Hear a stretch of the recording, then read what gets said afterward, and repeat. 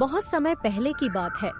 एक राज्य के छोटे से गांव में रघु नाम का एक किसान अपनी पत्नी और दो छोटे बच्चों के साथ रहता था, जो सदियों से चली आई परंपरा के मुताबिक अपनी ही भूमि में काम करके अपना और अपने परिवार का पालन पोषण करता था।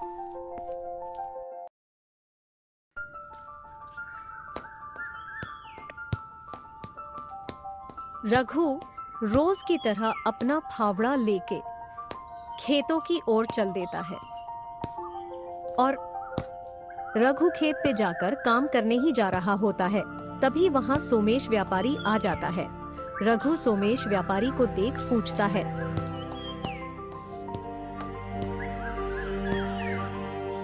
अरे व्यापारी जी, आप यहाँ बताओ। व्यापारी जी, कैसे आना हुआ? क्या मुझसे कोई काम आन पड़ा है या फिर बस ऐसे ही जंगल की ओर घूमने जा रहे हैं?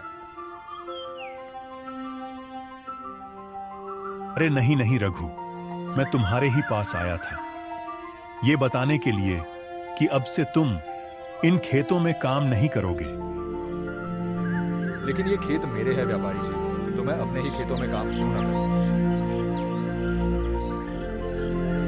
ये खेत तुम्हारे थे रघु, लेकिन अब ये खेत मेरे हैं। और हां, आज के बाद मुझे इन खेतों में दिखना नहीं। मेरे पास इन खेतों के कागजात हैं। इतना कह सोमेश व्यापारी वहां से चला जाता है। कुछ देर बाद रघु भी वापस अपने घर आ जाता है।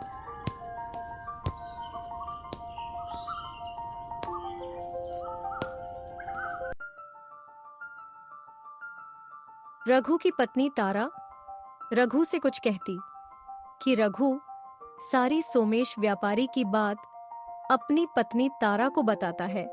रघु की बात सुन तारा बोली,